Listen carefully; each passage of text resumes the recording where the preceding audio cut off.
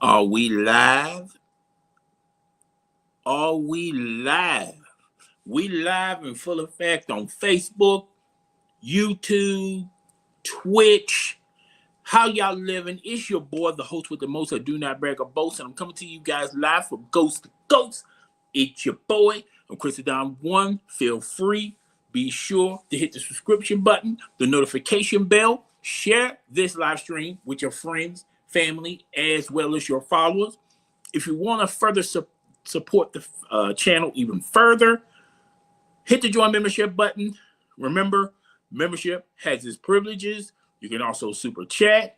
You can also super sticker. You can also donate subscribers, whatever you have to do. Your boy is in here, full effect. I'm in the place with the face. Now let's get on these cases. All right. So, too early for this podcast. Episode 120. All right. Let's make sure y'all can hear me. Yep, y'all can definitely hear me.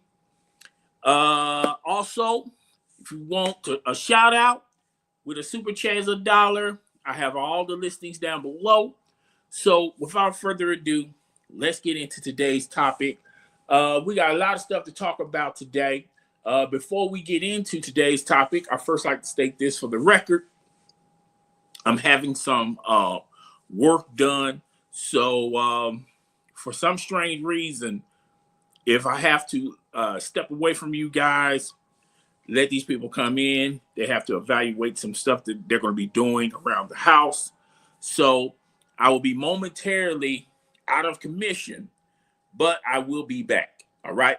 But if they come like within, I'm planning on trying to do an hour with you guys. If I do an hour, we're just going to end it right there. All right. So without further ado, let's get into today's topic. First thing I want to talk about is, I know the camera angle.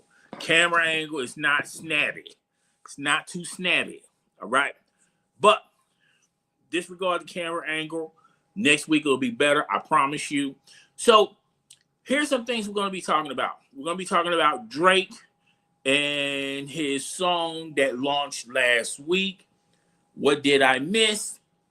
I'm going to go into deep details about Drake and his new song. He's also promoting this up and coming album. We're going to be talking about a lot of things about Drake, as well as we're going to be talking about Squid Games 3. So let's get into what did I miss. All right. So Drake, last year was not a good year for Drake. Wasn't a good year from Drake. Seemed like everyone, all of his peers in the music industry, was throwing jabs and left hooks at Drake, diss records, disassociation from Drake, and a lot of things. And the beef between him and Kendrick, it was more deeper to me than dissing one another. I think this goes beyond dissing. I think this is a little bit deeper, a little personal. And Drake, I'm not going to talk about a lot of things Drake has done, and the reasons why people have issues with Drake. But it has been a good year for Drake. They're Not Like Us, the Kendrick diss, that was the nail in the coffin for Drake. Then Drake, instead of just bowing out gracefully, he didn't handle that very well. And instead of just bowing out gracefully and moving on to something else, because I feel like Drake is big enough to where even if he would have lost, which he did lost to Kendrick, and I've been telling you guys he was going to lose against Kendrick, you would think Drake got another, is so large, even though he loses a diss battle with Kendrick, the people out there would say, look, Drake is not Drake is he's not one of those type of artists. He's not a hardcore rapper. Okay, he's not a rapper that's known for dissing other rappers. Now he did have a diss song with Meek Mills. I don't. To me, Drake is not like The Game. Drake is not like Tupac. Drake is not like Jay-Z or Nas. Drake is an international pop superstar. And I felt like Drake would have been big enough if he would have just took his L from Kendrick and moved on to the next phase of his music career. But that wasn't good enough for Drake. Drake didn't want to admit publicly that he lost to Kendrick. And then what made matters even worse, he's suing his label company, UMG, unfair practices, the botting out accusations that he put towards Kendrick. It seemed like Drake came off like a spoiled little girl, in my humble estimation about it. Instead of just taking this L, look, you can't win them all. And I said, before we got the introduction between Drake versus Kendrick, I was first to tell you guys, I said, look,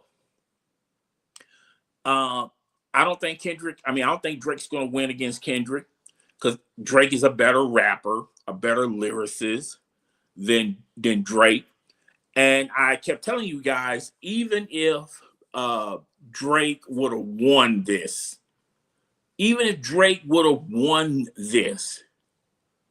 it wouldn't make Drake any bigger, because Drake was already bigger. And if he would have lost, which he did, if he would have just swept it under the rug, it would have went away. But Kendrick and his team, his marketing team, the song was a huge hit on Spotify. It was breaking records. And then last 4th of July, he introduced the album. The video to They're Not Like Us. And then we got word later on that he was going to be featured in the Super Bowl. He did the Super Bowl halftime show. He did the Grammys. He won Grammys. He's getting a lot of well-deserved credit from him being a lyricist. He brought back hip hop, battling, the competition of hip hop, because before They're Not Like Us, before Kendrick and Drake dissed one another, hip hop, it was in a decent place. You had a whole lot of collaborations with other artists. I felt like hip hop was lovey-dovey. There was no competition there. And out of all the other music categories out there, hip hop is the one category where competition is good. It's good to have competition with your fellow artists. It is good to make a diss record about an artist who's hot right now, or is the number one artist in hip hop, which Drake had a huge bullseye. Not to mention the fact that Drake, have been cash apping different rappers' girlfriends and ex-wives and baby mamas and even wives. I felt like that that pretty much when Drake was going through all this and people was wondering, well, where is all the Drake supporters out there who have done work with Drake? Why have no one came out there in defense of Drake, other than The Game? And The Game at this stage isn't the same Game when he was in his prime. 50 Cent, showed some type of love to Drake.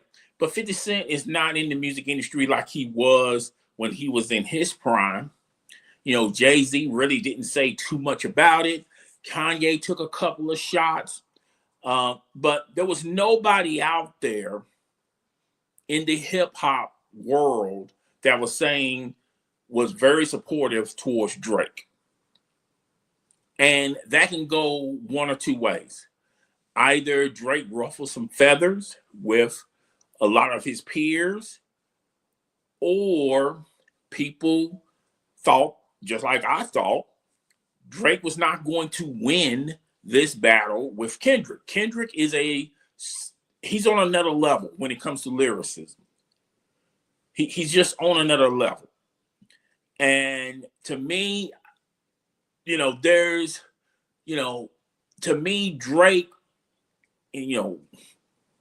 antagonizing this, it wouldn't have made Drake any larger. It wouldn't have made Drake any bigger. It wouldn't have made Drake any richer. Win, lose, or draw. If anything, he was going to lose more than gain. And that's what I pretty much said in my videos. I pretty much said it in the live stream. If I was Drake, I wouldn't have said nothing. I would just let them, say what they want to say. Keep it pushing, keep it moving, because, keep the machine going. Because you interjecting yourself into this, you're not going to gain anything from it. If anybody's going to gain anything from it, it would have been Kendrick. It would have been Rick Ross. It would have been Metro Boomin. It would have been Future. It would have been the Clips. It would have been Pusha T. It would have, you inciting this would benefit them more than you. But hey, that's Drake. If he wants to do that, that's fine. All right. So Drake lost. He's still in court with UMG. And, Drake publicly, the court of public opinion. Now, we're not talking about Drake stands. We're not talking about Drake fans out there. But the court of public opinion, a lot of people are not feeling Drake with the tactics he's using. If you can't beat him, sue him. That's pretty much what Drake is doing. If I can't beat him on the Billboard chart, if my team of writers can't make a song that can top They're Not Like Us, then let's take them to court. Now, to be fair, I know people are going to be saying in the comment section, well, what about Kendrick? Kendrick calling him an A minor, that's hurtful and it's not true. And even though I can agree with you, you can at least also agree with me. When Drake released his diss song, he didn't say any kind words about Kendrick's fiance. I mean, his wife. He, in one of his rap songs, I think it was "Family Matters," Drake alluded to the child being someone else other than Kendrick. And, he says not some kind words to his wife. So it's like tit for tat. Okay. But the A minor bar, I can understand why Drake is infuriated about that, particularly with the stories that are allegedly, these stories coming out that Drake mess around with younger girls. I can understand why Drake will be infuriated with that. But I felt like Drake's inner circle didn't give Drake the right guidance. Instead of, trying to go ahead and try to go tit for tat for Kendrick, someone in his inner circle should have took him to the side and say, Drake, you really don't have nothing to prove. I mean, you're at a place where a lot of these rappers want to be. You're shaking hands and talking and going into rooms where these other rappers want to go to. How is antagonizing Kendrick benefiting your brand or benefiting you, even financially? How is this benefiting us? If anything, it's benefiting him. But, I don't know if Drake has an inner circle that actually cares about Drake, or does Drake have an inner circle and it's hard to talk to Drake because he's on this ego wild mind trip, whatever. But anyway, That's pretty much the backstory of where we are today. So Drake released this song called "What Did I Miss," and he launched it on the day of the anniversary of "They're Not Like Us." If y'all don't think that is, there's no coincidence in that. And I noticed Drake for the past couple, ever since February, it seemed like Drake is copying and pasting what Kendrick did to him.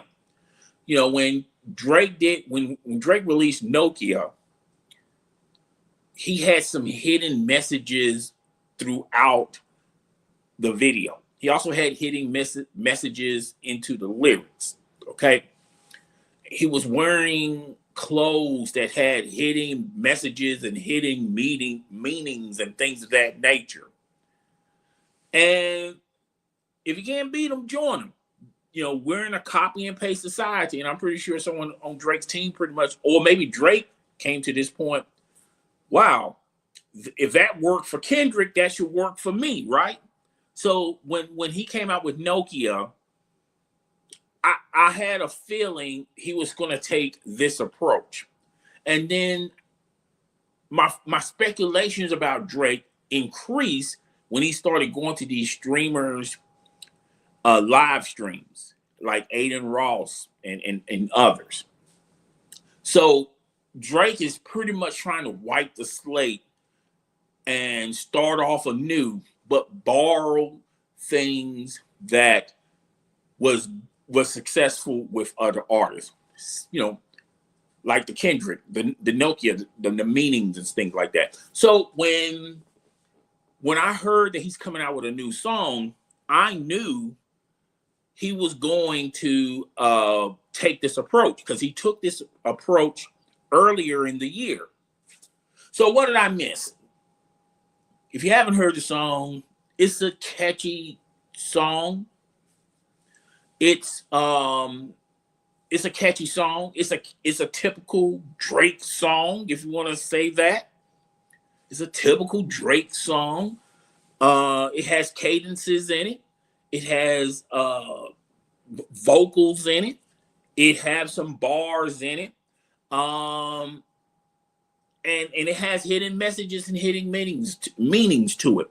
There's one lyric that he's referring to LeBron James, how LeBron James betrayed him. I kind of wish Drake let that go, because, and I felt like this is just a typical song that Drake has been pretty much been on this train of talking about how he thought he had friends in the industry, but now he finds out he doesn't have friends in the industry. He thought he had people that cared about him in the industry, but now he finds out that people in the industry don't really give two rat tails about him. I felt like that approach, you tried that earlier in the year and it didn't work very well. There was a song that he didn't release that I thought had a catchy hook, had lyrics and things of that nature, and it came off as, "Oh, woe is me." I thought these people that I surrounded myself with cared about me, but they don't care about me. I found out that I felt like that approach, you tried that earlier. No one wasn't buying that approach. So now you're infusing this approach with this new song. Like I said, it has a catchy hook, got catchy cadences. It's not heavily barred. It's a typical Drake song, has some vocals and Drake vocals and things of that nature. But to me, I felt like this was the wrong song to start off your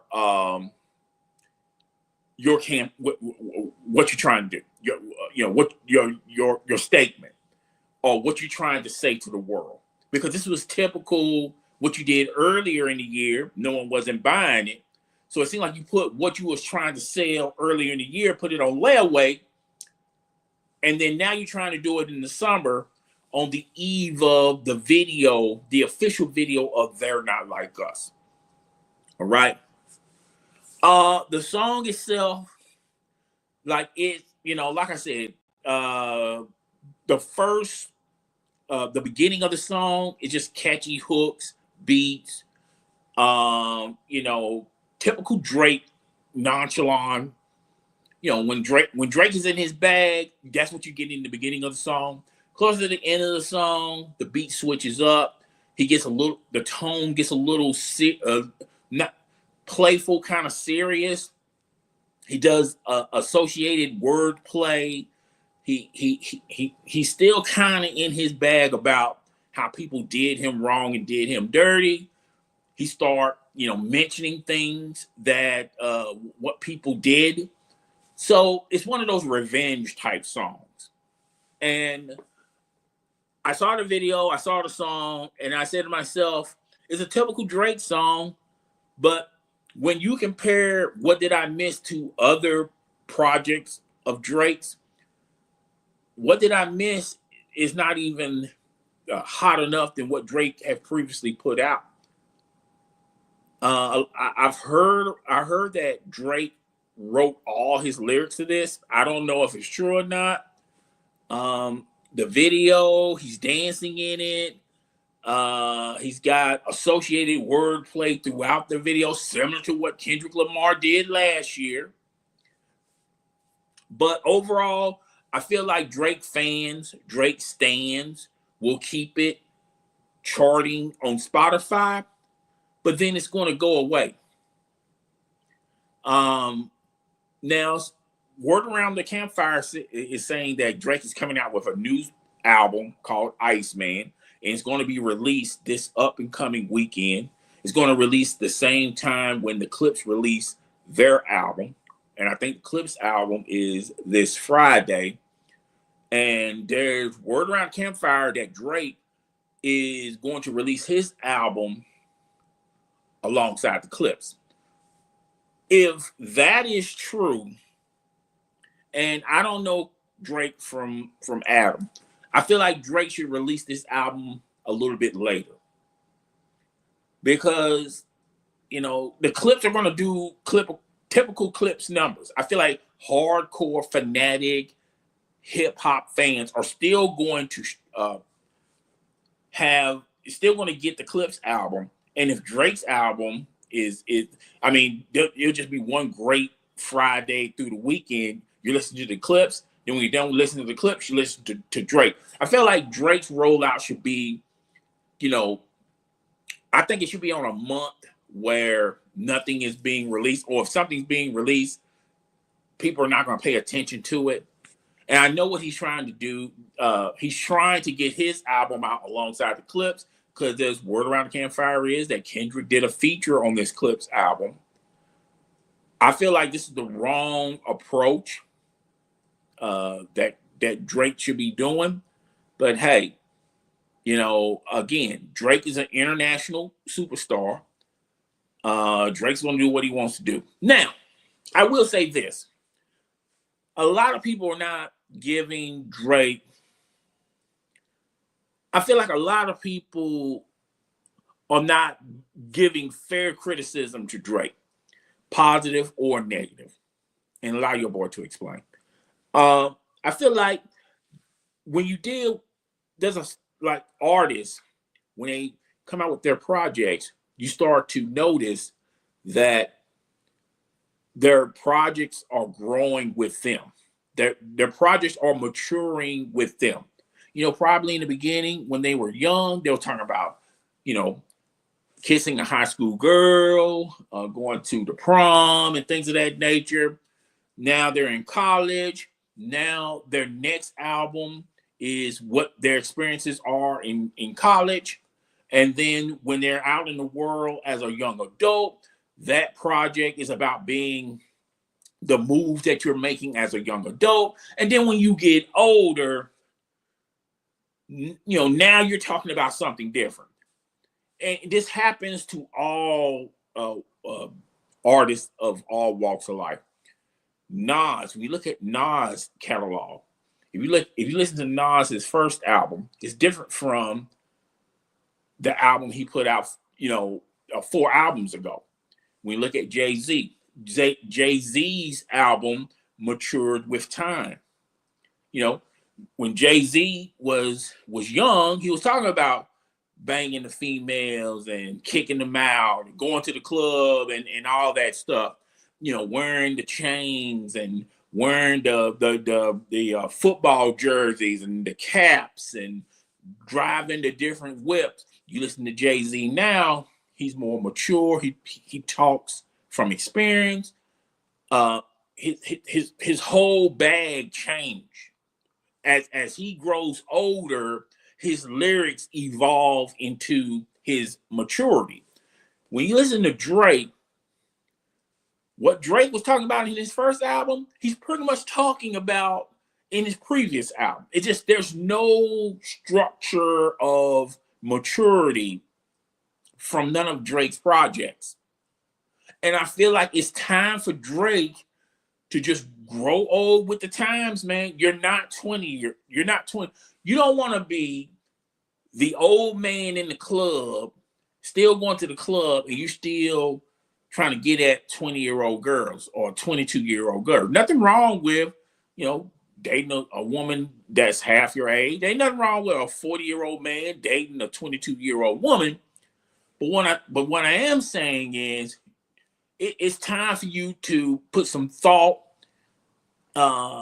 be more conscious, and your lyrics grow with your maturity. And I feel like it's a two-parter why that's not happening. One, I don't feel like Drake is ready to let that go. Now,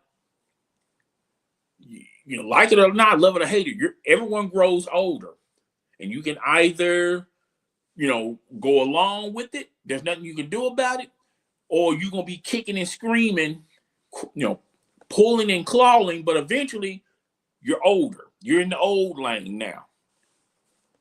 And two, I think another reason why Drake's lyrics haven't matured is because Drake doesn't really necessarily write his own rhymes, his own lyrics.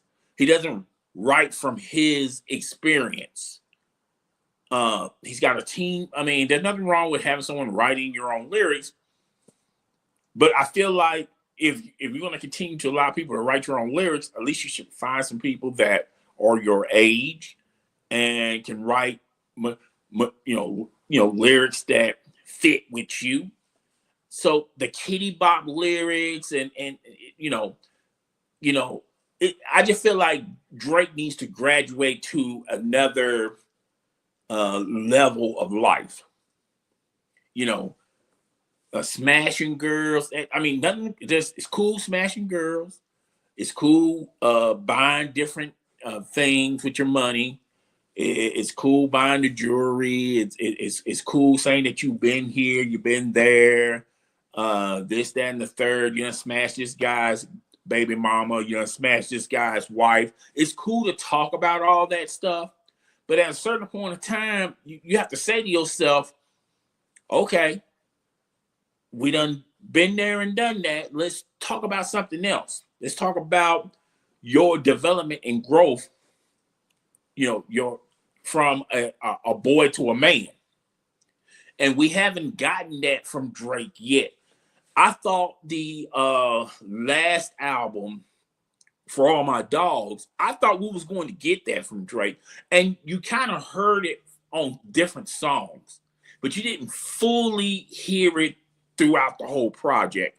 And to me, I felt like that was Drake's worst album, not because of there was no maturity in the album. I just felt like it was just another recreation of projects that we done heard previously from Drake, but this one was the worst project, like Take Care. I think Take Care is a classic album from Drake.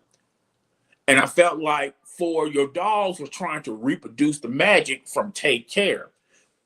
That's what I'm talking about. Drake, we've been there and done that. It's time for you to do something different. And hopefully we get it with Iceman. But if what did I miss is the example of what we're going to get, then nothing really has changed. It's going to, people are going to still download this album. It's still going to make records. It's still going to generate some hits. But then at the same time, you know, you're not growing from one stage to the next stage. You're pretty much staying in one stage. And that's why the Kendricks of the world, the Joey Badasses, they're just on a different level from Drake. They're talk, they're more conscious rappers. They're more mature type rappers, and they're growing with the time. They're not trying to stay, they're not trying to stay in the same lane they were staying like 10 years ago or 20 years ago. They're evolving, and Drake is not evolving.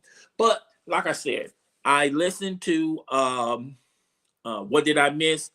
And it's a typical Drake song. I'm not saying that I hated it. I'm not saying that it's trash.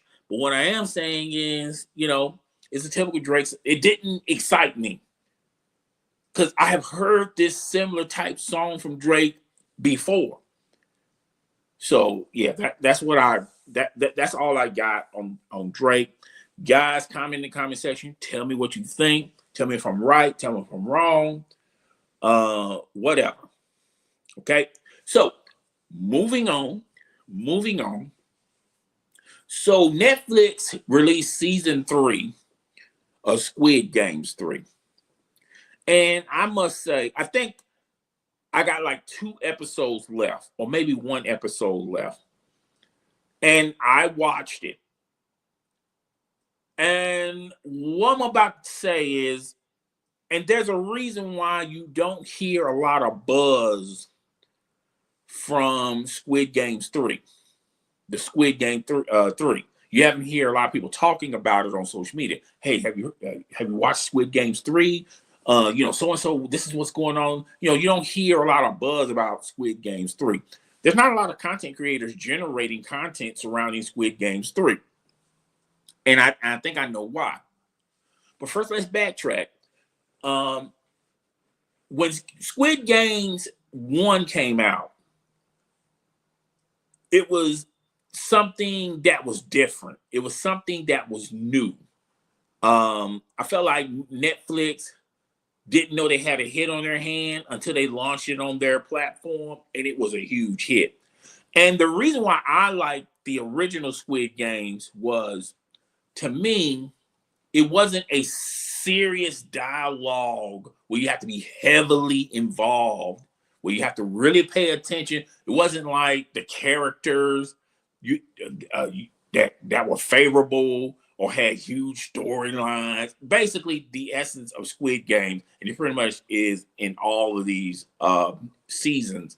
Look, they find a bunch of desperate people who's willing to do anything to get out of their situation. All these people have situations of some form of debt. So they take part of these games and hope that they win the game so they'll have the money to get out of these debts. Okay, that's the beginning. That's pretty much the premise of Squid Games. And season 1 was so simple. It was so simple-minded. It wasn't that the dialogue wasn't heavily distorted. You had to really figure things out. It was just mindless, brainless fun. It had some humor elements in it, but none of the characters were memorable. No one remembers none of these characters. No one put a lot of stock in these characters. These were pretty much disposable characters. We're not really paying attention to the characters. We're not really paying attention to the storyline. We're just paying attention to this show because it had some elements of a game show / reality show, even though it was a series. Squid Games 1 was a huge hit for Netflix. So much of a huge hit, they came out with Squid Games 2. And I said, cool, they're coming out with Squid Games 2. I figured, hey, it's going to be similar to Squid Games 1. Squid Games 2 pandered a little bit away from what made Squid Games 1 so popular. Squid Games 2 did have some elements of 1. Uh, it wasn't, it didn't have elements, it didn't have a lot of elements of comedic stuff going on. The storyline was below average. Again, the characters, you wasn't really paying attention to the characters, the development of the characters, you really weren't paying attention because there's really no development in these characters. They're throwaway characters. But I felt like Squid Games 2 was trying to do something different. It was trying to be serious. And it kind of peeled away from the game show element, the reality show element. It was trying to be something serious. And when I mean serious, it was trying to be a real serious drama with elements of humor. And it has some nudity in it if you're into that. But I thought Squid Games 1 was better than Squid Games 2. I still watched it. It was okay, but then the one thing I like about Squid Games 1, it was mindless brain dead fun, but there was really no plot line, and then there was no continuation. Now there was elements of continuation of Squid Games 1, but it wasn't like you had to watch Squid Games 1 to understand Squid Games 2. If you are not a fan of Squid Games, if you haven't watched none of the Squid Games seasons, you can just jump right into whatever season you like, and you won't miss a beat. Okay? But Squid Games 2 was trying to be a little bit more realistic. Well, not, have some type of story to it. And it was trying to be more mature than Squid Games 1. And I think that's where they messed up at, in my opinion. But I still watched Squid Games 2. It was okay, but it wasn't better than Squid Games 1. Squid Games 3, I found out there's we were going to have Squid Games 3. And I'm saying to myself, why are we having a Squid Games 3? Because Squid Games 1 was great. It was popular. It was hype. Everyone was thrilled to talk about it, to see it. Squid Games 2 was a dud. It wasn't as big as Squid Games 1. You just thought it was going to stop there. So when I found out there was a Squid Games 3, and one, like, what was the purpose of having Squid Games 3? Because Squid Games 2, it wasn't as good as Squid Games 1. So then we get Squid Games 3. We get now the story. The Squid Games 3 is trying to pair the storylines from Squid Games 1 and Squid Games 2. And they have certain characters. I don't want to, spoil the whole movie or all 3 of the seasons, because there's some people out there that haven't seen neither of these seasons. Okay, so the best way I can describe it to you, there's a character who's in part of all of these seasons from Squid Games 1, 2, and 3 that's in these seasons, and there's certain characters throughout from 1 to 3, and they have a connection. And now you understand why these games were created in the first place. Squid Games 1 made it sound like these games were created because, hey, these people are desperate, they need money, so are they willing to do anything to get out of their debts? Squid Games 2, you started seeing the evolution behind the curtain, so to say, of how massive these games are. And then Squid Games 3, you start to see it's much deeper than a madman allowing these contestants to off one another for the jackpot. It's a much deeper story than that. Okay, so I watched Squid Games 3, And I'll be honest with you, if they're thinking about making a Squid Games 5, I'm not going to watch Squid Games 5 because they tried to, I like Squid Games 1. And Squid Games 1 and Squid Games 3 are totally two different shows and theories.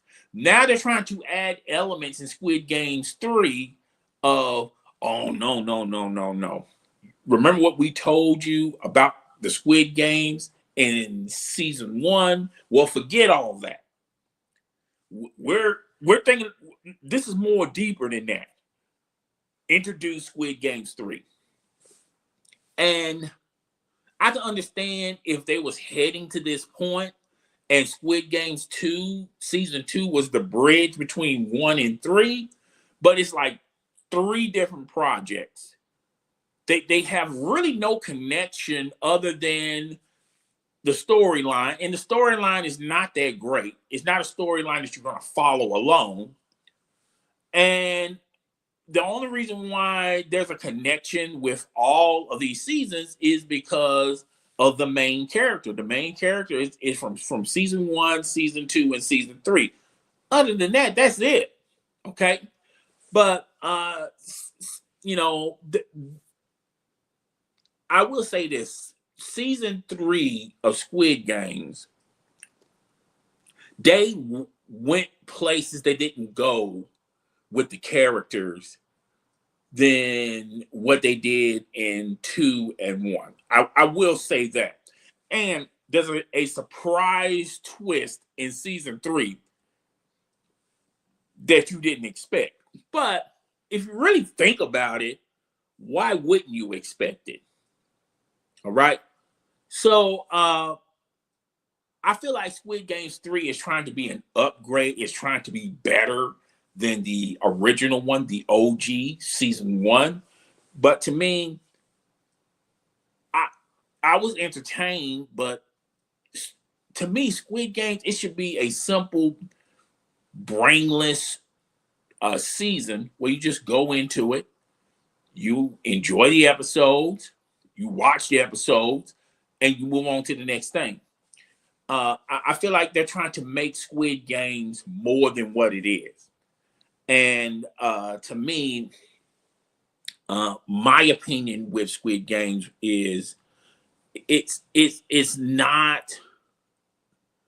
Look, Squid Games it was trying to take elements of what you have seen in other shows and other movies that went this route, and you wonder why people are not clamoring for that type of content. The desperation, like these characters are so desperate, they're willing to do anything to get out of this desperation, even go to a game show on a faraway island to make money, to become millionaires, or to pay off the debts of their bills and things like that, when it shouldn't even be that deep. Okay.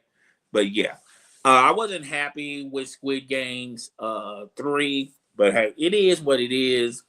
And if I wouldn't say don't watch Squid Games 3. If there's something out there, then by all means, if there's nothing out there, then watch Squid Games. Like I said, you can turn your brain off, watch it. You have to spend a whole lot of time. You have to dedicate a lot of time to Squid Games, and you move on to the next thing. But when you got Sinners on HBO Max, you got Paradise. I watched Paradise, even though it's a year old. It's a year old.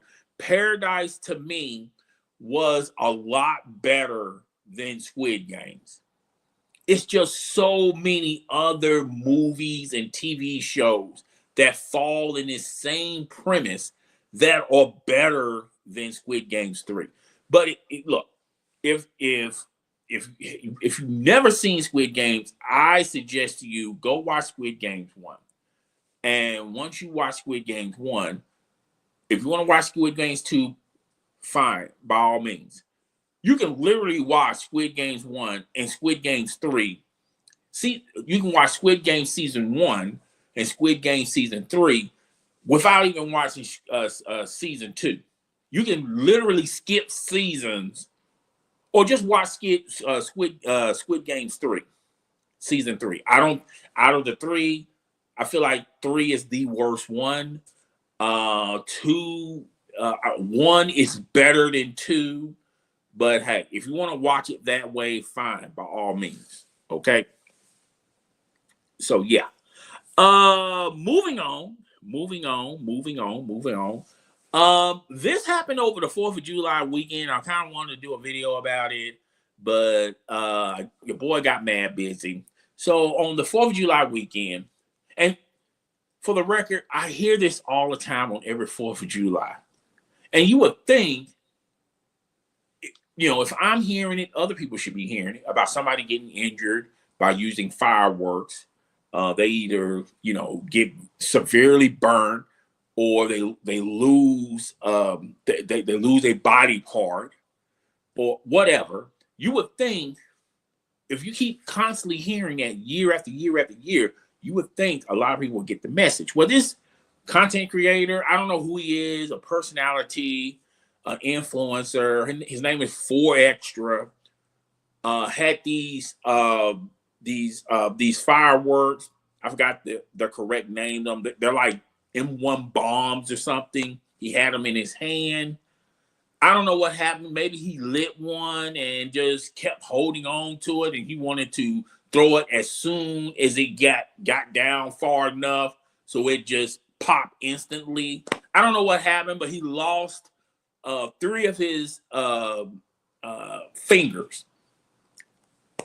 And I'm going like, oh my God, not again, because every 4th of July, like I said, every 4th of July, there's always an injury like this. And you would think, you keep hearing it year after year after year, you would think people will be a little bit wiser on how to handle fireworks.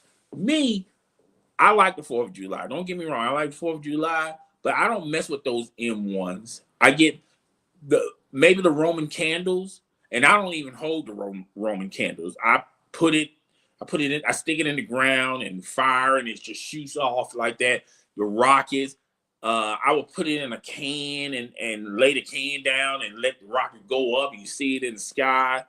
I don't mess with firecrackers, because I have seen firecrackers in person that when someone lights them, it can go really quick or really slow. The time on firecrackers is not consistent. All right. So I don't even mess with firecrackers. And I'm definitely not going to mess with these M1 bombs. Okay. Anything that's got bomb on it, I'm not messing with it. Okay. I'm not messing with anything. M1, M2, A1, B2. If it's got bomb on it, I'm not messing with it, dog. But yeah, this guy messed with him. I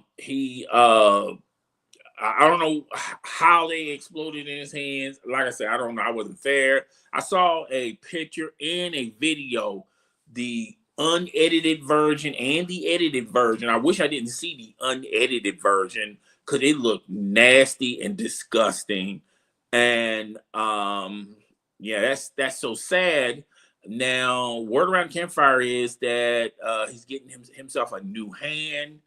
I don't know, maybe it's like a fake artificial hand, or maybe, and then there's like videos of when he called the police, nobody tried to look for his fingers, and someone found his fingers. Oh my God. It was disgusting. I didn't want to watch that. I just read it on the timeline. I didn't even click to it. I just kept swiping up because I didn't want to see it. Okay, I just didn't want to see it. I hope all prayers to 4Extra. Now, they had some people out there making fun of him, joking him. I don't think that's a laughing matter. like if you lose a loved one, or if you lose a pet, or if you lose your limbs or anything like that, I don't think that's a funny moment. Okay, but there were some people out there that thought it was funny. I just didn't see it funny. Okay, you have to have some type of decency about yourself. Okay, and I like jokes. I like I like to laugh. I like to hear jokes. I even like telling jokes. But to me, I don't think that's a funny thing. Someone losing their limbs and all that. I don't see how that's funny, but some people look at it that way as being ha ha he, whatever. But moving on, we're gonna move on from that. Hope for Asher is fine. And yeah, okay. So real fast, real quick on this Diddy thing, we're gonna wrap it up. Diddy didn't get indicted for the serious crimes. He did get indicted for the other crimes, and a lot of legal experts say they're not as serious as the RICO and the edge trafficking. Okay, now this was a huge moment for Diddy, and Diddy was happy. And the judge, now this, I wasn't there, but the judge said, I'm pretty sure you don't want to go back to your jail. You ready to go home? And he and Diddy said yes. And to me, as a judge, if you had plans that you're not sure you're going to send him home, I don't think that's, to me, I felt like that's, very unprofessional of the judge to ask him that, but still keep him in jail. Because look, the lawyers, the prosecution, the judge, knows that if there's a possibility of him getting bonding out, the victims are going to scream foul about that, and they're going to let the judge know that, hey, I don't feel like he should be let out on the streets free, because I'm kind of afraid of him and things of that nature. I'm scared of him, because they're victims and they have every right to believe that if they feel threatened by them. So I felt like that was a very unprofessional judge, when you should have a better understanding that even though he won, him winning does not have anything to do with him getting bail. And I felt like the judge should have been a little bit more professional and really not even mention that. Just, do your job. And when it's time to see if he's eligible for bail, then okay. And I feel like when Cassidy and the other lady wrote letters to the judge saying do not grant him bail, I don't think he was going to get bail if they didn't even write those letters. I think the judge had his mind set that he wasn't going to grant him bail. He just needed a reason why he wasn't going to grant him bail. And the victims wrote letters to the judge saying, hey, please don't grant him bail. I don't believe the judge was going to grant him bail anyway. So, he's still in jail. He's got to wait until October to see how many years he's going to get for the charges he did get indicted for. Now, there's word around campus that the government is going to try to prosecute him on some other crimes. Okay. And to me, this is a tactic where they're trying to squeeze every dime out of Diddy. Where Diddy is going to be, Diddy is going to be so behind the 8 ball financially because those lawyers are not cheap. Going back and forth to court is not cheap, even though he won on the serious charges. And then plus he's got civil suits. I mean, even though he gets to keep his empire and keep his money, how much of his empire he's going to have if he's able to get out of this situation? How much money will Diddy have whenever he's free? He can be free by October, or he might have to do another 4 to 5 years behind prison, and then he's free.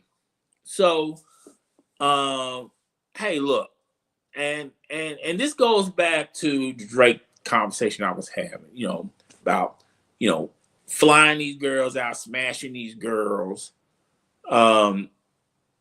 You have to be careful. I mean, if these guys who have these bachelor lives, such as Drake, you need to be careful, man, because and I'm not saying Diddy's innocent, because there's a lot of things Diddy did that he himself put him in them situations. All right. But this is a different world. This is a much, much different world. And it goes back to what I was saying about Drake when I said, Drake should, his lyrics as well as him need to mature as he ages. Like it or not, love it, Drake needs to start thinking about settling down. Finding a good woman that loves him for him, which, I wish him the best of luck of that, and settling down. I remember the old, I don't know who said this lyric, just give me one bad chick and I'll spoil her. He should have that mindset. Just get you one chick and spoil her. I mean, we're living in different times now, because what you could have gotten away with 10, 20, 30 years ago, them days are behind us, okay? And I'm not saying it because of Diddy. I feel like all men on all levels should be careful on, and the big thing on social media is, well, I'm flying this chick out to, smash, and then I'm done with her. And, that's considered ex-trafficking. A lot of people think that, that it only happens to Diddy because Diddy's technically a billionaire. I'm not a billionaire. I'm just a guy who is a postman or a dope dealer or an influencer. None of that stuff doesn't matter when you transfer someone from one state to another state for the intent of curricular activities, and they receive payment for it. Then that is ex-trafficking in a nutshell. So yeah, back to the Diddy thing. We won't know anything until October. There's been a lot of experts out there, legal experts out there, saying anything. I heard the low end 5 years. I've heard some that speculate he might walk free. And then as far as the high end, I heard 10 years. Okay. Y'all probably heard more. That's the most I've heard him get. All right. But hey, it's one of them situations where, he brought it on himself. Like my dad used to say, you brought it on yourself. So, there's no sense crying now. Just lay down.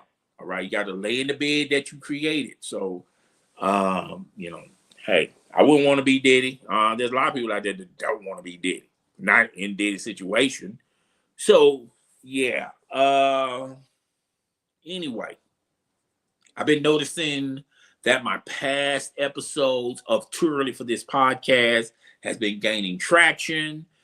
A lot of you guys are wondering, who are fans of the channel, I was consistently making episodes of Too Early for This podcast, and then all of a sudden I just dropped. I think I stopped. The last episode I made was 6-8 months ago.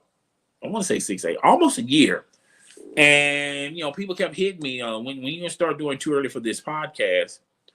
And to me, it's a two-parter for me. One, I felt like there was, even though I was getting views and things of that nature, I felt like a lot of you guys didn't appreciate the podcast because it wasn't growing.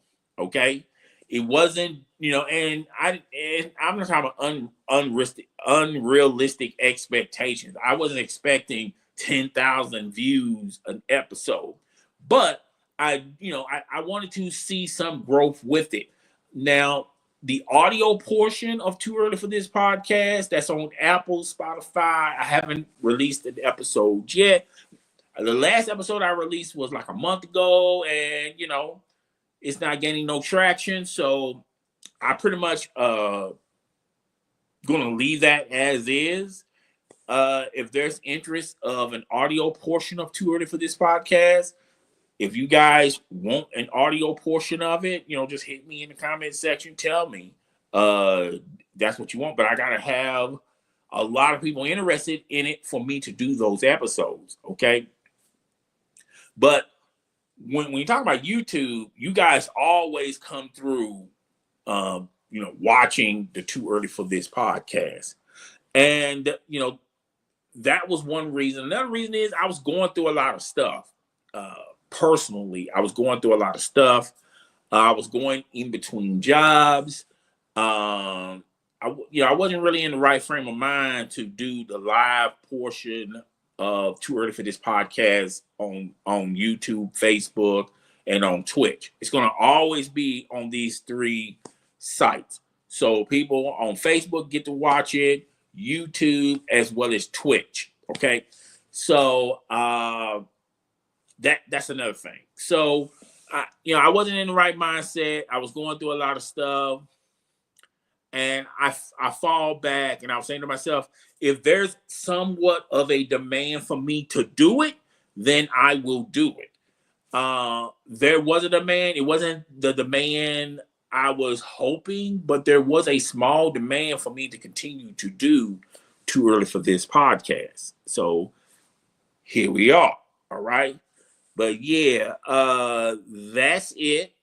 I'd like to thank everyone on Facebook that's watching this live, on YouTube that's watching this live, and on Twitch that's watching this live. I'll try to do Too Early for This podcast, new time, new day and time. Knowing my day one people who have been watching this knows that I used to do Too Early for This podcast Friday morning, like around 3-4 o'clock in the morning. That's why I called it Too Early for This podcast. I'm going to try to shoot for Tuesdays. Tuesday, I feel like it's a good time to do this. Now, public service announcement. Like closer to the end of January, I'm going to try to do Too Early for This podcast, but for those 2 weeks, like the last week of July and I think the first week of August, the struggle is going to be real trying to come up with episodes. But never fear, I will do the audio portion of Too Early for This podcast. If something big goes on, I'll do the audio portion. You guys can subscribe to the audio portion of Too Early for This podcast on Spotify, iTunes, wherever you get your podcast indulgement from. Better yet, I got the links down below. So if you guys, once you get done here, just go over there, subscribe, and while you're there, listen to a couple of episodes, and I'll try to do episodes there. If I do Too Early for This podcast during those 2 weeks,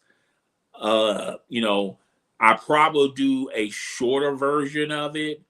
It may not last an hour, but something's better than nothing. Also, I did like over 120 episodes of Too Early for This podcast. I really do need you guys' support. Not only subscribing, hitting the notification bell, sharing it with your friends, family, as well as your followers. I need you guys to do that, but I also need you guys to get the word out about Too Early for This podcast on YouTube, Twitch, or Facebook. And I also need you guys to get the word out for the audio portion. Now, for my Facebook friends, if you want to super chat your boy, that is very appreciative if you can do that.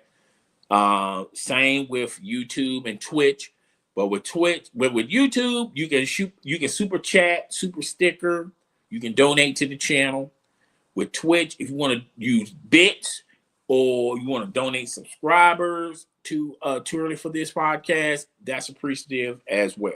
Okay, so don't forget, I will be back next Tuesday with some more topics. I may be back earlier this week and bang out a couple of more episodes. Okay, but I'm always going to give y'all one fabulous episode, and then once it's over with, I'll chop them up and break them down so you can listen to different portions of these parts throughout the week. All right. So, and don't forget to subscribe. Check out my shorts. I will do some lives later on this week. And yeah, that's pretty much it, y'all. It's your boy, the host with the most. I do not brag or boast. I'm coming to you guys live from Ghost to Ghost. It's your boy. I'm Chris the Don One. See y'all again. That's a wrap for Too Early for This podcast. I'm out. Okay. Deuces, y'all. Deuces.